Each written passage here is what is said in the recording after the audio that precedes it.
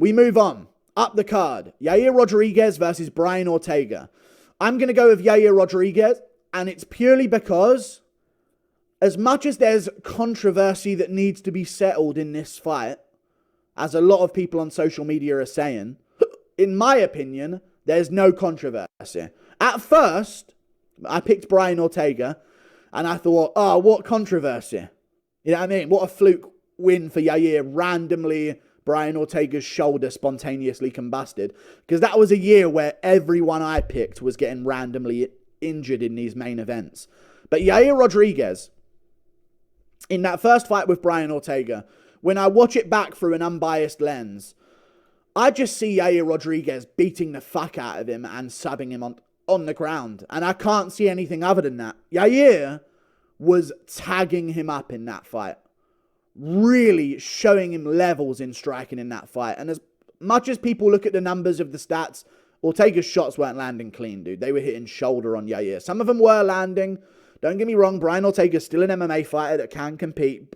But Yair Rodriguez was showing him absolute fucking levels in that fight. Absolute levels. The 1-2 down the pipe from Yair was on an offbeat timing, really fast. And Ortega was like, dude, and he didn't even know what had hit him. And then he just resumed to zombieing down Yair. And he got takedowns on Yair, which is impressive. He got subbed by Yair, which is impressive for Yair. But I get it. It wasn't actually an armbar. It is what it is. But Brian Ortega, I'm just going to go through some things. Outside of what we saw from the first fight and the fact that Ortega is open to offbeat timing shots and he's used to the 1-2, 1-2, and as soon as someone goes 1-2, he ends up coming unstuck. It happened against Holloway as well, and that was a much worse version of Holloway, in my opinion, that fought Ortega compared to the one we see now. His technique was not the same in terms of his boxing defense and his boxing ability in general. I know people see it otherwise, but I don't. I think that was a very bad version of Holloway that showed up. Brian Ortega had Volk in trouble, and could he have Yair in trouble? Yes.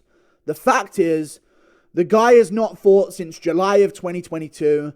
That's nearly 2 years ago, and he hasn't won a fight since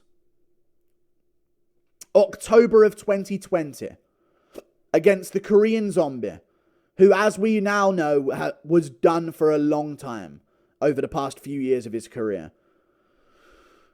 I'm going Yair Rodriguez. I think he's way too fast. I think he's going to be a different breed. I think he can start throwing low kicks in this fight as well, because Brian Ortega is going to be out for a long time. I don't think his legs are going to be conditioned to deal with some calf kicks that Yair might throw.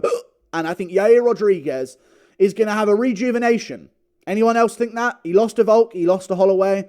Ilya's at the top, and I know he matches up okay with Ilya, on the feet at least, in terms of danger that he can bring to the table. So I think Yair Rodriguez is going to have like a surge of like, holy shit, the fucking division's wide open. If I get a spectacular win, I can put myself in a great position here to maybe fight Ilya Tapuria. So I'm going to go Yair Rodriguez, and I'm going to say Yair Rodriguez gets it done by TKO. I think he'll get it done by TKO. Maybe doctor stoppage, Ortega's eyes swollen up, his legs beaten up, round 2 or 3.